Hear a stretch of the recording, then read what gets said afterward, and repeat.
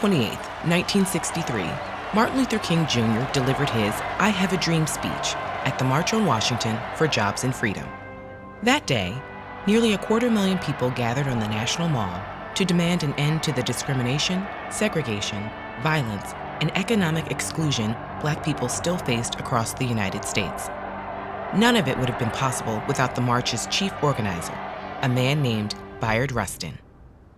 Rustin grew up in a Quaker household and began peacefully protesting racial segregation in high school. He remained committed to pacifism throughout his life and was jailed in 1944 as a conscientious objector to World War II. During his 2-year imprisonment, he protested the segregated facilities from within. Wherever Rustin went, he organized and advocated, and was constantly attuned to the methods, groups, and people who could help further messages of equality. He joined the Communist Party when Black American civil rights were one of its priorities, but soon became disillusioned by the party's authoritarian leanings and left. In 1948, he traveled to India to learn the peaceful resistance strategies of the recently assassinated Mahatma Gandhi. He returned to the United States armed with strategies for peaceful protest, including civil disobedience. He began to work with Martin Luther King Jr. in 1955 and shared these ideas with him. As King's prominence increased, Rustin became his main advisor, as well as a key strategist in the broader civil rights movement. He brought his organizing expertise to the 1956 bus boycotts in Montgomery, Alabama. In fact, he had organized and participated in a transportation protest that helped inspire the boycotts almost a decade before. His largest-scale organizing project came in 1963 when he led the planning for the National March on Washington. The possibility of riots that could injure marchers and undermine their message of peaceful protest was a huge concern.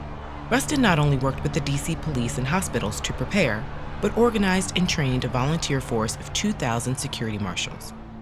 In spite of his deft management, some of the other organizers did not want Rustin to march in front with other leaders from the South because of his homosexuality. Despite these slights, Rustin maintained his focus, and on the day of the march, he delivered the marchers' demands in a speech directed at President John F. Kennedy. The march itself proceeded smoothly, without any violence.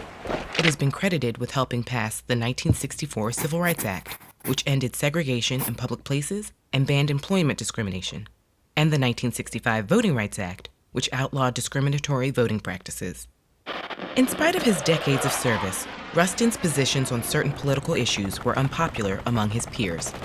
Some thought he wasn't critical enough of the Vietnam War, or that he was too eager to collaborate with the political establishment, including the president and Congress. Others were uncomfortable with his former communist affiliation.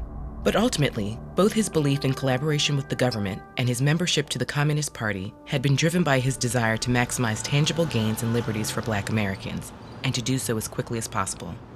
Rustin was passed over for several influential roles in the 1960s and 70s, but he never stopped his activism. In the 1980s, he publicly came out as gay and was instrumental in drawing attention to the AIDS crisis until his death in 1987.